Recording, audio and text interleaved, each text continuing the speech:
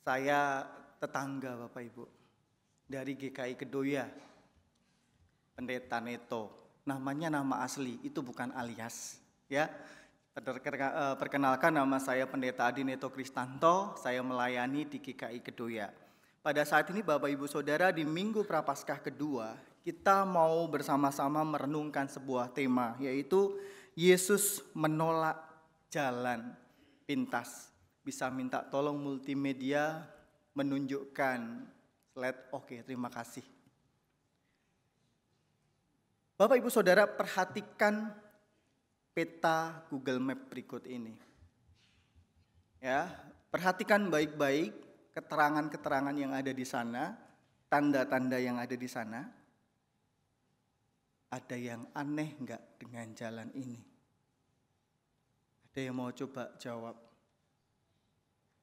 Ada yang aneh enggak dengan jalan ini? Penatua, ada enggak yang aneh dari jalan ini? Apa? Jalannya berliku-liku. Oke, satu. Tapi ya memang jalannya berliku sih. Tapi di tengah jalan berliku itu ada yang aneh enggak? Enggak biasanya nih Google Map ada gininya. Apa? Ada tanda putusnya di situ.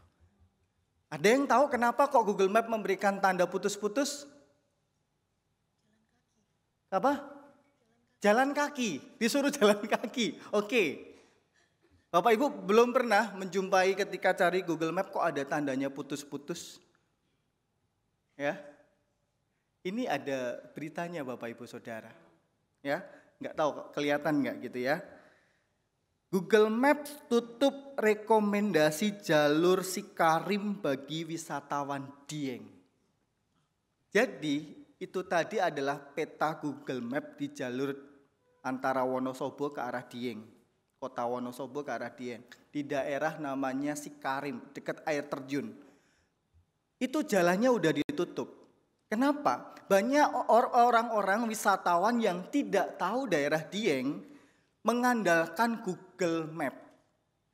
Ya, mengandalkan Google Map lalu kemudian nyasarnya lewat jalur tadi. Jalurnya itu curam sampai ditutup oleh Google Maps. Ada sebuah berita, sebuah mobil Kijang hampir masuk ke jurang di tanjakan Sikarim Dieng Wonosobo. Itu gambarnya. Kalau kita lihat searching di YouTube itu banyak sekali Bapak Ibu, ya, mobil-mobil yang nyasar lewat sini. Kenapa? Pada awalnya jalur ini menjadi jalur alternatif, jalur yang paling cepat, jalan pintas dari kota Wonosobo ke arah Dieng. Jalannya lebih cepat. Kalau lewat jalan biasa itu kayak huruf D. Jadi kalau Sikarim ini tinggal lurus, kalau lewat jalan pada umumnya itu kayak huruf D, lungker gitu ya. Agak memutar setengah lingkaran. Jadi biar cepat yang lurus saja. Padahal bedanya cuma 7 menitan kira-kira kalau normal. Tapi jalannya terlalu berbahaya. Jalannya terlalu ekstrim. Ada resikonya. Nyawa bahkan menjadi taruhannya kalau mobilnya itu tidak bagus gitu ya. Kondisi mobilnya nggak baik. Nah, jalan pintas itu punya konsekuensinya sendiri. Cari jalan yang paling cepat. Itu kan keinginan kita kalau lagi macet-macetnya atau kalau kita nggak tahu daerah itu. Lalu kita buka aplikasi Google Maps karena kita nggak tahu daerah itu. Lalu diarahkan sama Google Maps, ternyata jalannya sungguh mengerikan. Nggak lewat jalur utama, lalu kok lebih berat daripada jalur utama, punya konsekuensinya sendiri. Dalam kehidupan kita juga demikian. Jalan pintas bisa memiliki konsekuensi yang bahkan lebih berat dari yang kita kira. Kita mengira bahwa jalan pintas itu adalah jalan yang paling ringan, paling baik. Tapi ternyata dia punya konsekuensinya sendiri. Dan konsekuensinya itu ternyata bahkan bisa lebih berat daripada yang kita kira. Perhatikan gambar yang saya tunjukkan di sini. Ada 2 orang lagi berdiri di atas bukit. Gimana caranya biar mereka itu bisa turun? Ada satu jalan, jalannya itu berkelok-kelok, tapi lama gitu ya, berkelok-kelok dan lama. Lalu cara yang kedua bisa langsung terjun ke bawah, gitu ya. Lihat, ini lebih cepat tapi terjun ke bawah. Kata temannya, oh enggak boleh kayak gitu, bahaya. Kita mungkin dalam hidup kita tanpa kita sadari, kita kan senang sekali budaya instan-instan, cepat-cepat gitu ya. Tapi tanpa kita sadari yang instan, yang cepat itu ada resikonya. Termasuk ketika kita menghadapi persoalan hidup. Kita pengen cepat selesai, kita itu enggak sabaran. Padahal kita diajak untuk berlatih sabar. Belajar untuk mengelola diri. Minggu-minggu Prapaskah ini kita belajar itu. Di dalam minggu-minggu Prapaskah kita mempersiapkan diri kita untuk menyambut Paskah, kita menghidupi pertobatan kita belajar untuk menghidupi laku pertobatan diri kita, termasuk salah satunya sabar. Bukan hanya sabar secara emosi gitu kepada orang lain, tapi ketika kita sabar menghadapi persoalan kita sendiri, Bapak Ibu Saudara. Dalam teks Alkitab leksionari yang kita baca tadi, saya ingin mengajak kita melihat sosok Abraham dalam panggilannya dia. Ketika Abraham menghidupi panggilan Tuhan. Bapak Ibu Saudara, apa janji Tuhan kepada Abraham ketika Tuhan memanggil Abraham? Tuhan akan menjadikan dia sebagai apa? Bangsa yang besar, gitu ya. Tapi ada pergumulan di tengah itu semua. Dia memang dipanggil Tuhan secara langsung, itu sudah spesial. Lalu kemudian dia dijanjikan di tengah-tengah panggilan itu akan dijadikan bangsa yang besar. Tapi masalahnya apa? Enggak punya anak, betul. Bagaimana mungkin caranya usia dia udah 75 tahun enggak punya anak, tapi Tuhan menjanjikan dirinya akan menjadi bangsa yang besar. Wah, pasti Tuhan punya cara yang luar biasa ini dalam hidupnya Abraham, gitu ya. Tapi berjalannya waktu dia mengira Eliezer bujangnya atau pembantunya akan mewarisi seluruh kekayaannya. Karena pada waktu itu Tuhan memanggil Abraham bukan posisi dia sedang hidupnya miskin, tapi ketika dia kaya raya. Lalu di tengah-tengah pergumulan itu, ya, di tengah-tengah pergumulannya, di tengah-tengah panggilannya, Tuhan berfirman. Tetapi datanglah firman Tuhan kepadanya, demikian. Orang ini tidak akan menjadi ahli warismu, Eliezer pembantunya itu. Melainkan anak kandungmu, dialah yang akan menjadi ahli warismu. Lalu Tuhan membawa Abram keluar, serta berfirman. Coba, lihat ke langit. Hitunglah bintang-bintang. Jika engkau dapat menghitungnya, maka firman-Nya kepadanya. Demikianlah banyaknya nanti keturunanmu. Sudah diberkati, dipanggil secara khusus. Dia punya unek-unek, punya pergumulan khusus dalam tengah-tengah panggilan itu. Tuhan tetap memberkati Abraham. Menjawab pergumulannya itu dengan Tuhan mengatakan lagi bahwa kamu keluar, kamu lihat bintang di langit, nanti anakmu akan seperti bintang di langit banyaknya kalau kamu bisa ngitung. Tapi janji yang Tuhan sudah ulangi, janji yang indah ini, yang pada waktu itu sempat membuat iman Abraham, kalau ini seperti pendeteksi bensin itu ya, mungkin udah langsung set full gitu ya, mulai ragu lalu kemudian full lagi gitu ya. Tapi apakah fullnya ini akan terus full? Sama seperti kendaraan kita kalau dipakai lama-lama sekali berjalannya waktu kita gunakan, lama-lama ternyata bensin kita turun gitu ya, nggak full lagi. Abraham pada waktu itu, karena apa ini istriku tidak hamil-hamil juga? Kenapa udah lama, kapan Tuhan akan jawab? Itu yang sering kali kita juga menantikan jawaban Tuhan. Tuhan mau menjawab doaku kapan? Kok enggak terjawab-jawab Tuhan? Lalu apa yang kita lakukan ketika jawaban Tuhan gak hadir-hadir, padahal kita tahu bahwa Tuhan sudah memberikan janjinya itu dalam firman-Nya, jalan pintas. Abraham diberikan sebuah ide jalan pintas oleh istrinya, Sarai. Dikatakan dalam Kejadian 16 ayat 1-2. Adapun Sarai istri Abraham itu tidak beranak. Udah mati haid. Ia mempunyai seorang hamba perempuan. Dia punya seorang hamba perempuan. Bahasa aslinya dia punya seorang budak. Kalau zaman dulu budak itu legal, ya, dimiliki oleh tuan. Ia mempunyai seorang hamba perempuan orang Mesir, tapi bukan orang Ur-Kasdim, bukan satu daerah, dari bangsa lain, orang Mesir. Hagar namanya. Berkatalah Sarai kepada Abram, engkau tahu Tuhan tidak memberi aku melahirkan anak. Perhatikan kata-kata ini. Engkau tahu Tuhan tidak memberi aku melahirkan anak. Aku tidak melahirkan anak, ini gara-gara siapa? Kalau lihat ayat ini. Gara-gara Tuhan, menurut pandangan Sarai. Kalau sampai aku gak melahirkan, sampai mati haid, sekarang ini gak punya anak, itu gara-gara Tuhan. Kita seringkali nyalain Tuhan. Ada masalah sama hidup kita, ini gara-gara Tuhan. Ada persoalan dalam hidup kita, ini gara-gara Tuhan. Nah, lanjut. Karena itu, baiklah hampiri hambaku itu, mungkin oleh dialah aku dapat memperoleh seorang anak. Ide brilian atau ide buruk Bapak Ibu Saudara? Ide brilian atau ide buruk? Istri mana yang punya kepikiran seperti ini? Ini sama budaknya loh, yang dimiliki oleh mereka. Malah suaminya disuruh. Apa respon Abram? Dan Abram mendengarkan perkataan Sarai.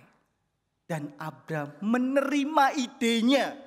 Kita tahu itu ide buruk hari ini. Tapi kok Abram, bapak orang beriman loh, bisa jatuh. Bapak orang beriman itu ternyata bisa jatuh ide dari seorang istri. Sama kayak Adam ketika pada waktu itu bersama dengan Hawa di Taman Eden. Hawa makan buah pengetahuan. Adam ada di sampingnya mendengar sendiri percakapan antara ular dan Hawa. Kemudian Hawa memakan dan memberikan itu kepada suaminya. Suaminya ada di mana? Di dapur, di rumah? Enggak. Di sampingnya. Dimakan sama Adam? Iya. Kalau istri sudah nyuruh sama suaminya kayaknya langsung dilakukan deh. Ada suami-suami yang menolak. Antara cinta atau ini kesempatan ini bagi Abram. Yes.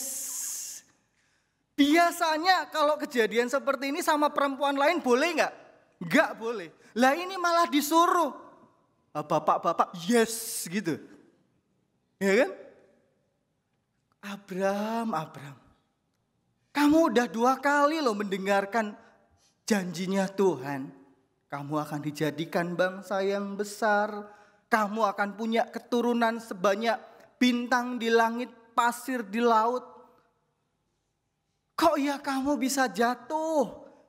Abram bisa nolak enggak pada waktu itu Bapak Ibu Saudara? Kalau dia mau. Bisa. Ingat Tuhan enggak? Saya akan tunjukkan. Ingat tapi saya akan tunjukkan. Ya, setelah pada waktu itu Abram menghampiri Hagar.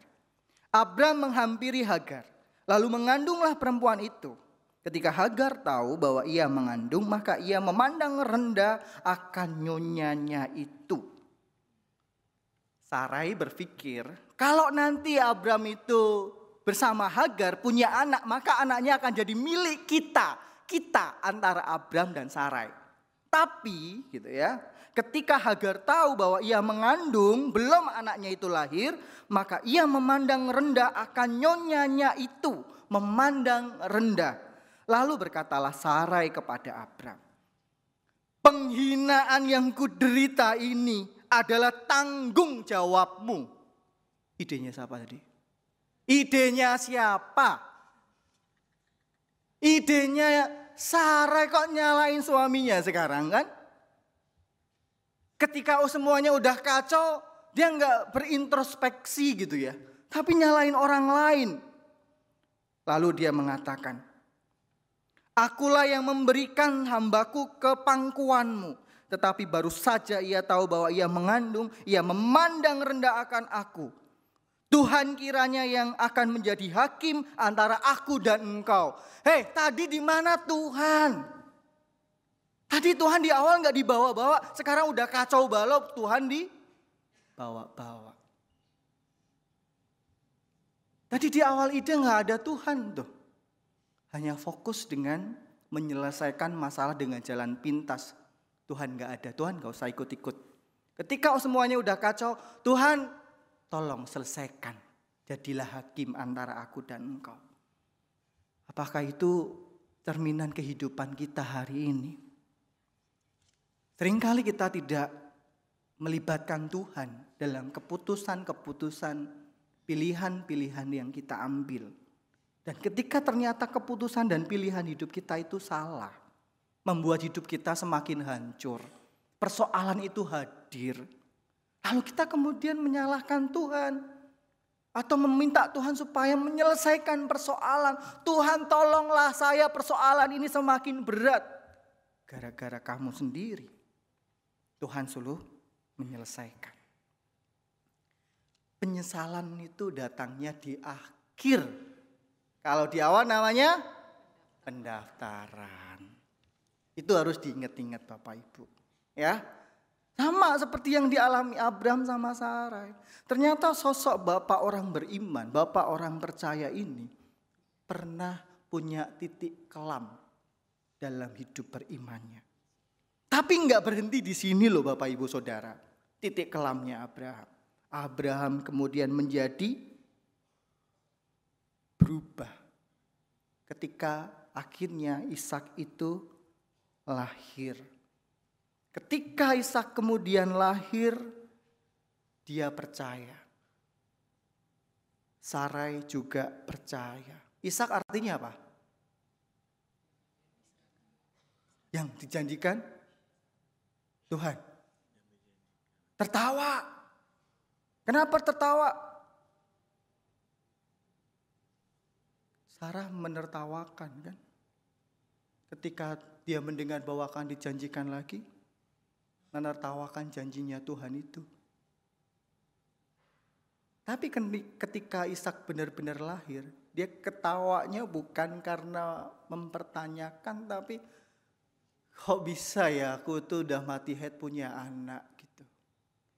Abraham juga berubah, full lagi. Lalu Tuhan mengizinkan satu ujian. Tapi dalam ujian ini Abraham tidak lagi mencari jalan pintas. Kejadian pasal 22 ayat 2. Firman-Nya, ambillah anakmu yang tunggal itu yang engkau kasihi, yakni Ishak. Pergilah ke tanah Moria dan mempersembahkan dia di sana sebagai korban bakaran pada salah satu gunung yang akan kukatakan kepadamu. Di sini apa yang dilakukan oleh Abraham? Dia tidak mencari jalan pintas. Ada persoalan? Persoalannya sama atau beda? Sama. Persoalannya sama, kasusnya beda. Soal anak. Ini udah dikasih anaknya. Udah gede, dididik, dirawat, dikasihi, sangat dikasihi oleh Abraham. Mau diambil, dikorbankan. Apakah Abraham mau? Ya, dia melakukan itu. Ketika mau dikorbankan, pada waktu itulah Tuhan berfirman. Lalu ia berfirman, jangan bunuh anak itu dan jangan kau apa-apakan dia, sebab telah ku ketahui sekarang bahwa engkau takut akan Allah dan engkau tidak segan-segan untuk menyerahkan anakmu yang tunggal kepadaku. Tuhan sudah tahu engkau tidak segan-segan untuk menyerahkan anakmu yang tunggal kepadaku. Bahkan Tuhan tidak tega melihat seorang ayah yang sangat mengasihi anaknya mengorbankan anaknya. Tapi Bapak Ibu Saudara, di manakah pada waktu itu peristiwa ketika Abraham itu mengorbankan Ishak? Di mana, ada yang ingat? Di tanah Moria. Saya akan tunjukkan apa yang menarik di tanah Moria itu. Tapi sebelum kisah Abraham tadi selesai, ya, di sana Tuhan sudah menyediakan seekor domba jantan. Lalu Abraham menoleh dan melihat seekor domba jantan di belakangnya. Entah sejak kapan domba itu ada di sana. Dikatakan yang tanduknya tersangkut dalam belukar. Berarti waktunya sudah cukup lama dong. Tapi kok dari tadi nggak dilihat sama Abraham. Padahal tinggal menoleh udah ada. Kok domba jantan ada di atas gunung? Tuhan akan tunjukkan ke salah satu gunung untuk mengorbankan. Domba itu kan harusnya ada di bawah. Di perbukitan yang ada di bawah. Bukan di atas gunung. Di padang rumput yang ada di bawah. Kok bisa sampai ke atas dan jumlahnya cuma satu? Entah bagaimananya caranya domba itu bisa sampai ke atas. Tapi itu adalah cara Tuhan yang menyediakan. Abraham mengambil domba itu lalu mengorbankannya sebagai korban bakaran pengganti anaknya. Orang Yahudi kemudian melakukan tradisi ini sebagai Yom Kippur, hari penghapusan dosa. Mengorbankan domba jantan. Tradisi orang saudara kita yang Muslim ada Idul Adha, ibadah korban juga. Kita enggak. Kenapa? Karena Yesus menjadi korban itu. Yesus adalah anak tunggal Allah.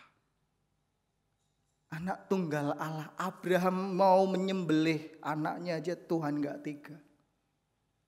Satu-satunya cara menyelamatkan manusia dari dosa adalah mengorbankan anaknya yang tunggal. Dan Gunung Moria itu saat ini ada di mana? Di Yerusalem. Salomo mulai mendirikan rumah Tuhan di Yerusalem, di Gunung Moria. Di mana Tuhan menampakkan diri kepada Daud ayahnya. Di tempat yang ditetapkan Daud, yakni di tempat pengirikan Ornan, orang Yebus. Ternyata 2000 tahun sebelum Yesus pada waktu itu hadir ke dunia. 2000 tahun sebelum Yesus hadir ke dunia, Gunung Moria ini adalah tempat di mana Abraham akan mempersembahkan Ishak. Cukup jauh. Tempat ini, Yerusalem ini, ya, menjadi saksi karya Allah itu terjadi. Dome of the Rock, ya, yang kita lihat yang ada kubahnya emas, ya, itu di daerah kompleks bekas Bait Allah. Udah dihancurkan, tapi disisakan satu tembok, namanya tembok barat atau tembok ratapan. Ternyata ada sebuah konektivitas 2000 tahun. Dan dari Yesus Kristus mengorbankan dirinya sampai hari ini, itu juga 2000 tahun. Sampai hari ini. Orang-orang yang percaya Yesus masih ada. Tugas kita hari ini adalah mengajarkan itu kepada generasi berikutnya, anak-anak cucu kita. Yerusalem menjadi tempat saksi bisu bahwa anak domba itu tidak mencari jalan pintas. Dia adalah anak Allah yang tunggal. Dia punya kuasa ilahi, tapi dia tidak melarikan diri. Bahkan ketika dikatakan dalam Injil Lukas pasal 13 ayat 31, pada waktu itu datanglah beberapa orang Farisi dan berkata kepada Yesus, "Pergilah dan tinggalkanlah tempat ini, karena Herodes hendak membunuh engkau." Diancam dengan kematian. Yesus gentar? Enggak. Diancam kalau Herodes akan membunuh engkau, Yesus itu enggak takut. Seakan-akan kalau bagi kita ini kesempatan untuk melarikan diri itu ada. Ada kesempatan untuk mencari jalan pintas supaya Yesus ini tetap selamat. Dia Allah. Tapi Tuhan tidak melakukan hal itu. Tuhan tegaskan, tetapi hari ini dan besok dan lusa aku harus meneruskan perjalananku. Sebab tidaklah semestinya seorang nabi dibunuh kalau tidak di Yerusalem. Harus di Yerusalem, di Gunung Moria itu. Tempat di mana Allah menguji iman Abraham yang akan mempersembahkan anaknya yang terkasih. Disitulah Allah juga mempersembahkan anaknya yang terkasih, anaknya yang tunggal Yesus Kristus menjadi korban penebusan untuk manusia. Yesus memilih untuk meneruskan perjalanannya. Dia tidak cari jalan pintas, dia tidak cari jalan selamat sendiri. Dari awal dia tahu tujuan hidupnya hadir di dunia adalah untuk menyelamatkan manusia. Yesus dia setia dalam jalan salibnya. Sekalipun itu berat, gak mudah, panjang. Malam ditangkap, besok siang harus diadili dan disalibkan. Itu menjadi hari yang sangat panjang bagi Yesus yang pada waktu itu keadaannya sudah tidak makan minum lagi sejak perjamuan malam itu. Yesus lelah, Yesus haus, menjadi hari yang sangat panjang, tapi Yesus sabar. Dia bisa menyelesaikan sampai katakan tetelestai. Sudah selesai sampai akhir. Di tengah-tengah Tuhan tidak angkat tangan. Tuhan tidak melambaikan tangan lalu hilang naik ke sorga. Enggak. Dia menyelesaikan sampai akhir. Sekarang apa masalah Bapak Ibu Saudara? Bisakah kita belajar dari Yesus untuk tidak mencari jalan pintas? Untuk bersabar satu hari lagi, demi satu hari lagi, dan demi satu hari lagi. Mungkin di dalam proses sabar itu kita akan melihat karya Allah.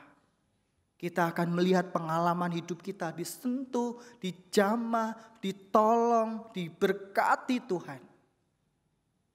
Lebih sabar sekali lagi kita akan melihat bagaimana Allah bekerja dalam hidup kita dengan cara yang tidak kita pikirkan sebelumnya. Ada hal-hal pelajaran hidup yang bisa kita petik di tengah-tengah perjalanan kehidupan persoalan kita, Bapak Ibu Saudara. Saya mengakhiri khotbah saya mengajak Bapak Ibu Saudara untuk menyanyikan sebuah pujian. Membuat kita punya semangat, punya iman yang besar untuk menghadapi setiap persoalan tanpa mencari jalan pintas. Seperti yang Yesus lakukan. Setialah, setialah. Kita nyanyikan 3 bait.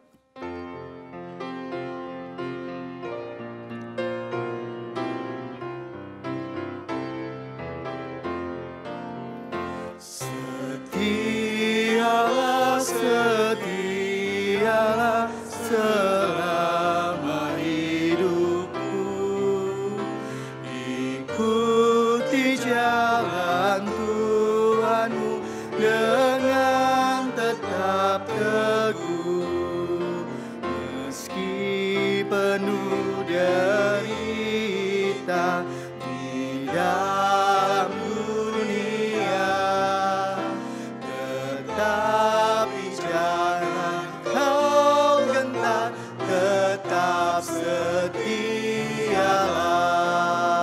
setialah, setialah mengikut Tuhan.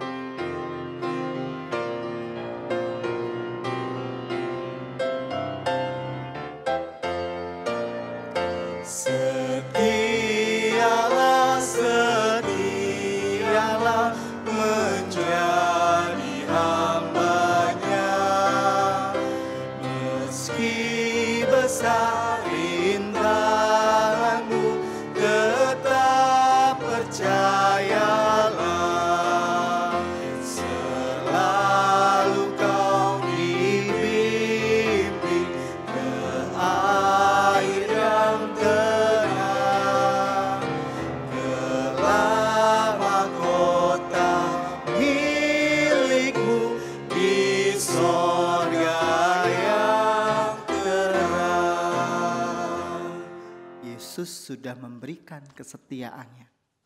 Bagaimana dengan kita? Amin. Saat teduh untuk kita.